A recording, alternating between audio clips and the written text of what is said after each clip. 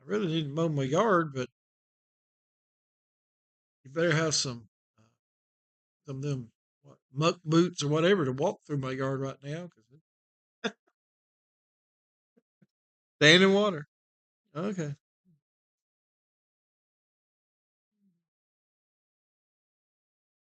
Okay. I think Facebook on so I can.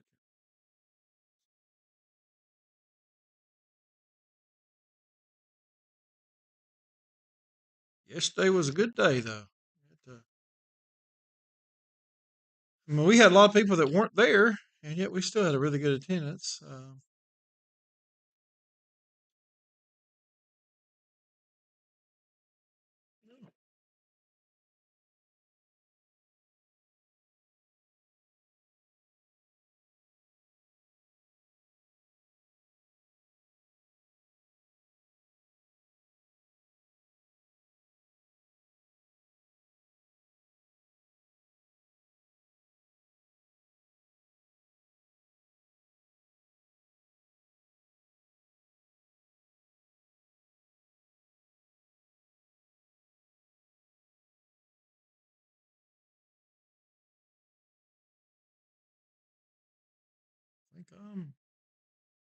I think I'm ready. Okay.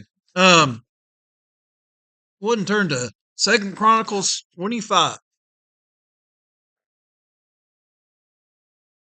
and I think we're beginning about verse 5. So last week we got to the new king Amaziah. Now Amaziah, son of Joash. Joash, obviously, was the young king that had been hidden by the Jehoiada, the high priest. And as long as Jehoiada was alive, he was a good king. Now, I want to point out something or show something. So if you go back to Second Chronicles, well, let's see. Let's go up there where it.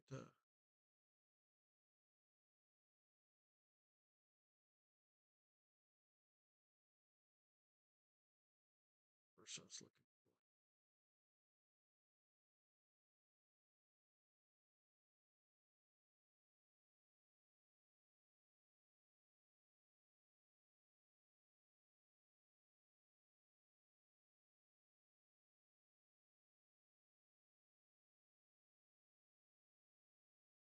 Okay, so Second Kings 14, 1 through 3.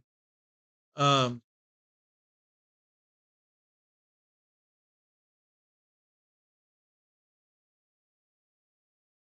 so this connects it to remember the difference between Kings and Chronicles. Kings uh, focuses mainly on the kings of Israel, but shows a connection between the two kings.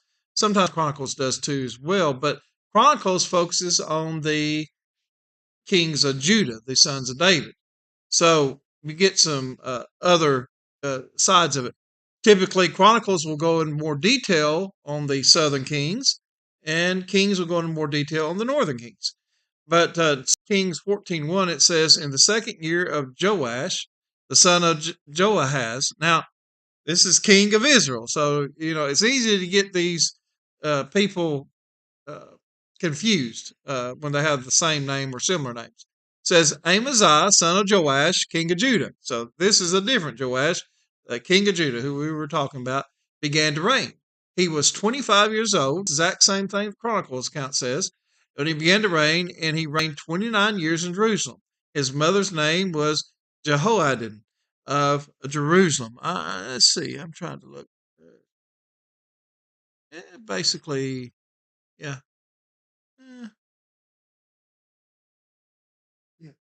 Eh, it's slightly different spelling. Yeah, it's slightly different spelling, which is so it could be one was a typo. It could be that it just so you have this record coming more from a Northern Kingdom perspective. That may be where they spelled it there, and vice versa. It says, and he did what was right in the eyes of the Lord, yet not like David his father.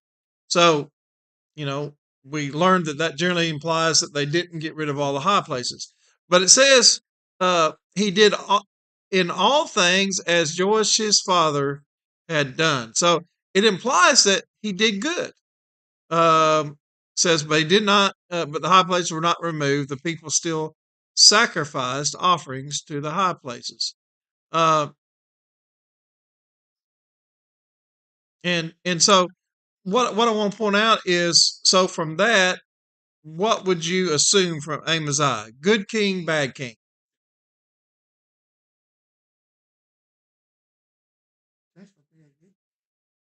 It appears he was a good king, same as Joash. Joash is going to appear to be a good king in the uh, king's account. But what do we know? Was he really a good king? Was Joash a good king? He didn't die. Yeah, and he and some of that, may have been, so there were some good kings that didn't quite fully do that. But the big thing that they did, Joash, you remember, he killed Zechariah, his who would have been raised like a brother to him, for simply uh, according to the law of Moses. He started allowing things to take place that he had taken care of. He had actually got rid of the high places when he's young, and then he allowed them to come back. And so when Zechariah said something to him, he had Zechariah basically killed, and that ultimately was his undoing. People that assassinated remembered what was done. Now, uh, Amaziah. So if you just look at the point is kings, you will get an impression Joash was a good king. You'll get an impression that Amaziah was a good king. But we're going to see that's not the case. So that's why you've really got to look at both books. And you've got to, a certain individual, you got to look at both ones. I'd always recommend, at least if you're going to look at a southern king, a king of Judah, go to the book of Chronicles. There'll be a little bit more detail. If you're going to look at king, go to the book of Kings. There'll probably be a little more detail. And so a lot of it's the perspective that these things were compiled. Now, most people believe that Chronicles was compiled and written by Ezra, the scribe, the one that wrote the book of Ezra. Uh, the Kings, however, most people believe Jeremiah might have been the one that wrote them. So we don't know for sure. It doesn't matter that much, but it would be interesting if that were the case. So we did talk about how he did good. He had the ones that had killed his father, even though his father, he had them killed because they had killed God's anointed. They didn't have the right to take a life like that. So he killed them, but what did he not do? Who did he not kill? Who did Amaziah not kill? Verse 4. Second Chronicles 25. Sorry. We're back in Second Chronicles.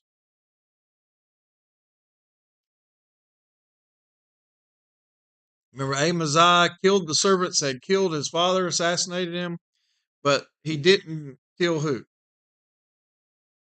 Second Chronicles 25, verse 4. Who did Amaziah not kill?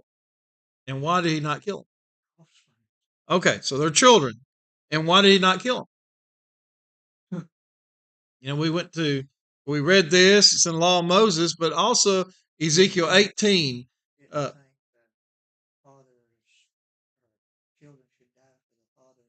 Yeah, yeah. Children don't inherit the father's sins and vice versa. So you can go to Ezekiel 18 and see we went through that big discourse of how that he's not responsible for what father sin. So anyway, so that all seems good.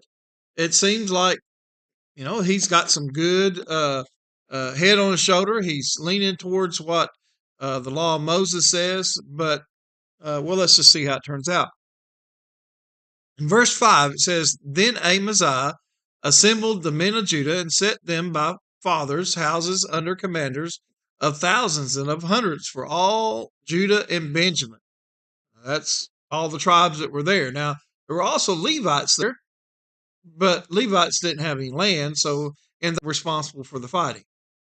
The Levites were responsible for the temple and its protection, and of course, a division of the Levites were the sons of Aaron, the priest. Uh, he mustered those 20 years old and upward, and found that they were 300,000 choice men, fit for war, able to handle spear and shield. He hired also 100,000 mighty men of valor from Israel for 100 talents of silver. Well, that's a good amount of money. I'll just say that 100 talents of silver. Um, that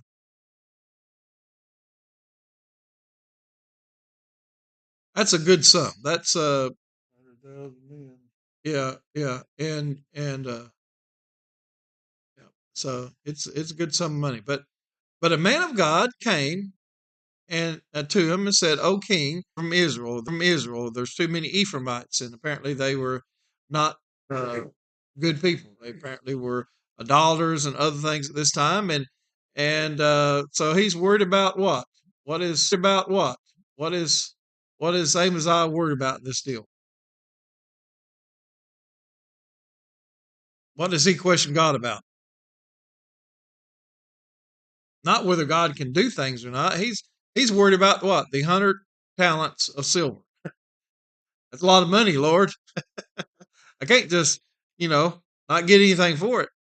And the man of God tells him, the Lord's able to give you much more than this. Then Amaziah discharged the army that had come with him from Ephraim to go home. And they became very angry with Judah and returned home and to go home. And they became very angry with Judah and returned home in fierce anger. Um, it's interesting that they must just be violent people because uh, why would you be angry? You got your 100 talents of silver. Um, they were angry because they wouldn't get to fight. It seems a little odd, but it made them really mad. But Amaziah took courage and led out people and went to the Valley of Salt. Basically, that's in the area of the Dead Sea, and struck down 10,000 men of Seir. Uh, the men of Judah captured another 10,000 alive and took them to the top of a rock and threw them down from the top of the rock, and they were all dashed to pieces. But the army sent back, not letting them go with him to battle, raided the cities of Judah from Samaria to Beth Horon, and struck down 3,000 people and took in them and took much spoil.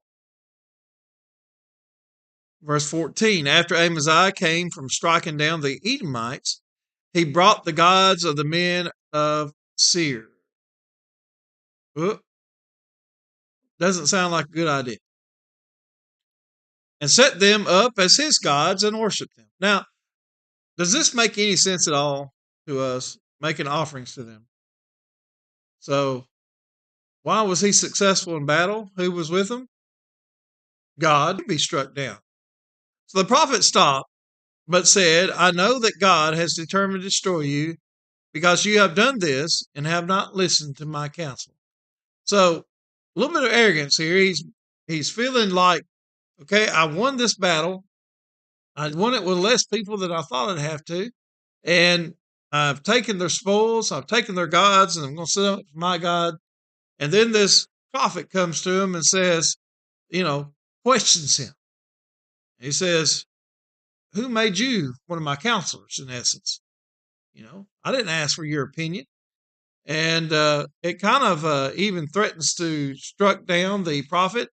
And the prophet says, well, I know that God has determined to destroy you. That should have sent shivers down his spine because that never ends good when a prophet says God is determined to destroy you.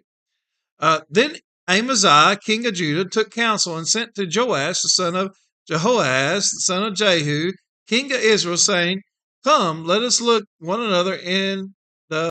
Another thing we've seen over and over again, God generally did not like the kings of Judah trying to make an alliance with the king of Israel. And Joash, the king of Israel, sent word to Amaziah, king of Judah, a thistle on Lebanon sent to a cedar on Lebanon, saying, give your daughter to my son for a wife. And a wild beast of Lebanon passed by and trampled down the thistle. You see, I have struck down Edom, and your heart has lifted you up in boastfulness. But now stay at home. Why should you provoke trouble so that you fall, you and Judah with you. So anyway, you could try to figure out some of these analogies, but needless to say, they're not quite seeing eye to eye.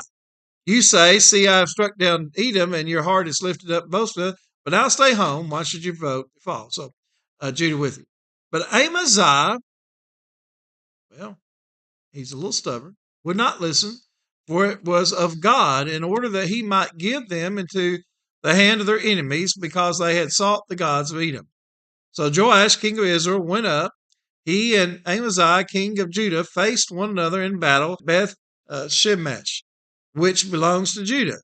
And Judah was defeated by Israel, and Joash, king of Israel, captured Amaziah, king of Judah, the son of Joash, son of Ahaziah, at Jerusalem, and broke down the wall of Jerusalem, from Ephraim gate to corner gate.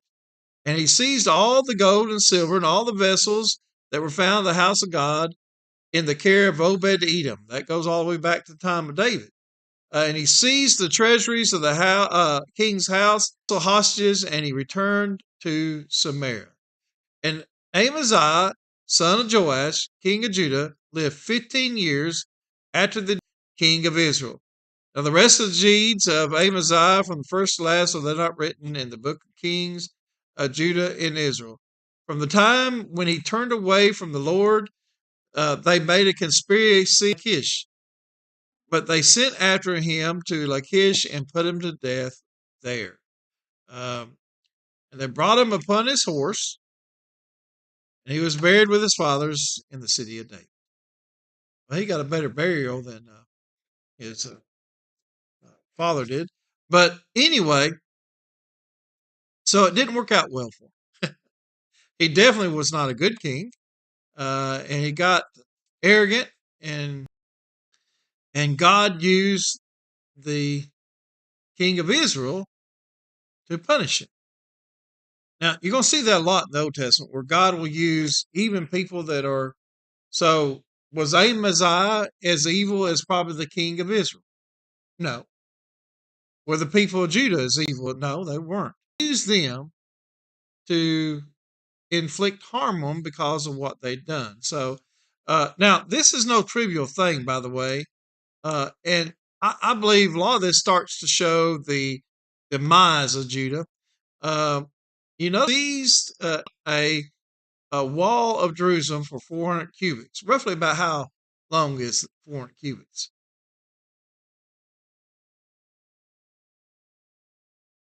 So cubits roughly 18 inches, so that's roughly 600 feet. That's a pretty good distance. Uh, you know, that's 200 yards. So 2 football field lengths that they tore a section out of the wall of Jerusalem without a solid wall. It wasn't a very safe city, from raiders and from other things. And they took the silver and gold. So, uh, this beyond the king being captured and imprisoned for so long and then dying, this was a great deal of wealth and things that they could use. And then they're going to have to fix that wall. Now, it eventually gets fixed, and we'll read about that too. I don't know if I really want to go too much farther. But what do you think? Are you shocked by his change from start to finish? Or is it not surprising? Because basically, kind of that's what his dad did. You know, uh, there are some cases where people were raised by people that weren't very godly and they turned out right. But, sometimes you learn from people who raise you. And a lot of times that works that way. Someone that's a scoundrel and raises a kid, that kid a lot of times is not going to turn out as well. Uh, Sometimes people can break that pattern, but when push comes to shove, a lot of times they'll revert back. So um, it is interesting. Now God will later on use the king of Babylon to inflict some real vengeance against Israel and take them into captivity. But once again, God uses someone that is not a righteous person to come and orchestrate. So So there are different ways, and I guess we can talk about this in closing. So back in the Old Testament, how did God operate? Now, there's things that he did then that he does now. But for example, uh, uh, Sennacherib, later on, the king of Assyria, he's going to come take all the fortified cities of Jerusalem. He's going to build a siege wall against, I'm sorry, all of Judah. Then he's going to build a siege wall. He's about to get to Jerusalem. And Hezekiah is just don't know what to do. Isaiah, they come and pray. And so God will take care of it for him. So that's where King James implies that these soldiers, there were 185,000, and it says that 185,000 men woke up dead. Now, don't know about you, feeling good sometimes, maybe a little stiff, maybe you don't feel so good, but that is a bad day when you wake up dead. so So the battle was over. God ended the battle in a miraculous means. In the Old Testament, New Testament as well, we sometimes see God working in a miraculous way. Do we not? Especially for his people. Think about Israel temple court, which he didn't do. But yet they accused him that they wanted to kill him. And remember that the Roman he picked him up and gave him some protection, and they have him housed in an area, and there's a plot being devised that they were going to go in there and kill Paul. And one of Paul's kin, I think his nephew, overhears this plot and goes to Paul, and Paul then pleads to the Romans, and they take him away from the Jerusalem area. Now, there was nothing miraculous in that, but yet God orchestrated where that nephew would be, where he would hear that, go to Paul, and the Roman leader would be persuaded to remove Paul so that he would not be killed. So that is providence. Now, we don't know when this providence is working or not working, but I think we all look back at times in our life and we say God must have had a hand in that. He put a situation where certain people were together, um, you know, uh, uh, whatever it may be. But there was something that just uh, went beyond what you think would have normally happened. Now, it's nothing miraculous. It's just God has a way of being able to orchestrate things, and He does it through much better than those that do not. Um, it's nothing scientific as far as well. This is why, but even just that motivation and turning to God on those things, a lot of times can help your body heal in a way that it might not if you don't believe in powers of prayer. Now, that's a very generic thing. So, like I say, we don't need to take too much into that. Someone that we know is not necessarily a New Testament Christian can do that and have some of the same effect. It's a mental process. Uh, uh, but the point is, God does orchestrate his providence. Uh, I think sometimes God gives people second and third chances in very disastrous things. And I think it's an attempt for that person to realize they need to turn to God. It goes the other way. Sometimes God allows you to suffer really hardships. Once again, it's an attempt for you to turn to God. It's been amazing.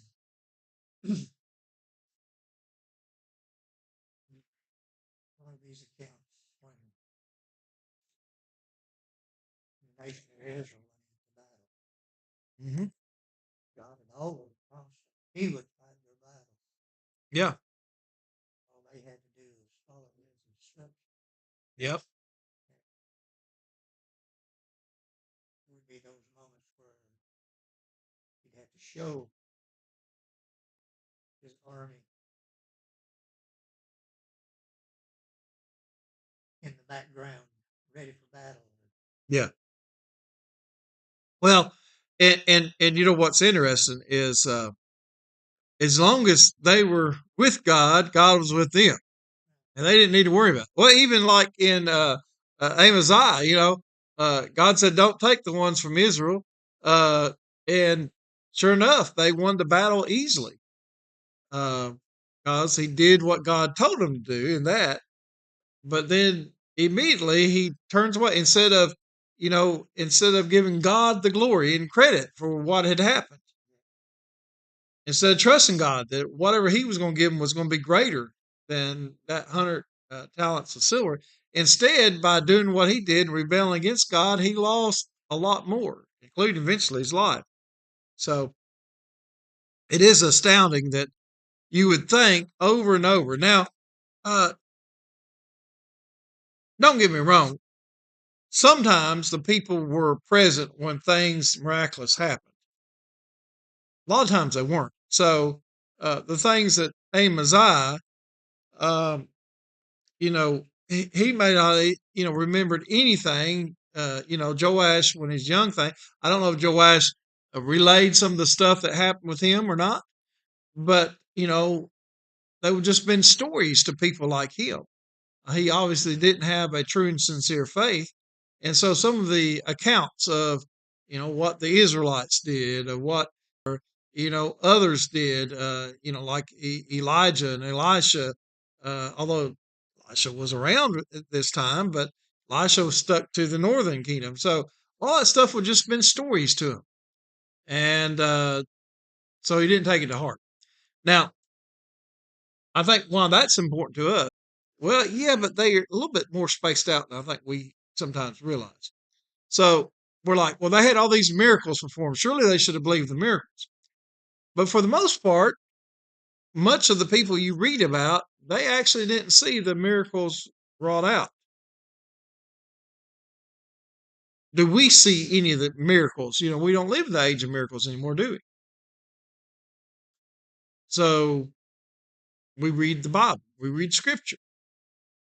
Now, we can fortify our faith and realize that the Bible is always accurate from a geography standpoint, historical standpoint, that it has predictive prophecy, that it has to be God, must be the God of the Bible. But ultimately, do we see it? Have we seen? Did we see Jesus on the cross? Did we see an empty tomb? Not with our literal eyes, but we should see it through our faith. So the problem is people, far too many people, since they didn't see it, they didn't taste it, touch it, they're skeptical even in their own mind, even if they somewhat routinely follow things. And the point is, a lot of these people the same way. It was just a story to them. And they didn't commit it to their faith that it was actual events. And so that's what we will, because we didn't see, many of these things. We didn't see Jesus raise Lazarus from the dead, but we know it happened. And so that's where it comes into place. If we ever get to where we begin to think, well, maybe it did, maybe it didn't, that's when it starts getting a little dangerous for us because we're apt to go astray and do things we shouldn't because we don't take it as real. And the world wants us not to take it as real, you know. And so many religions today, even that profess Christianity, they don't take it as real in the same way. So we've got to be careful on that. And so it's good to do these type of studies because we see that when you go too much astray. So anyway, okay, let's just go ahead and end a little early. We can just talk for a while.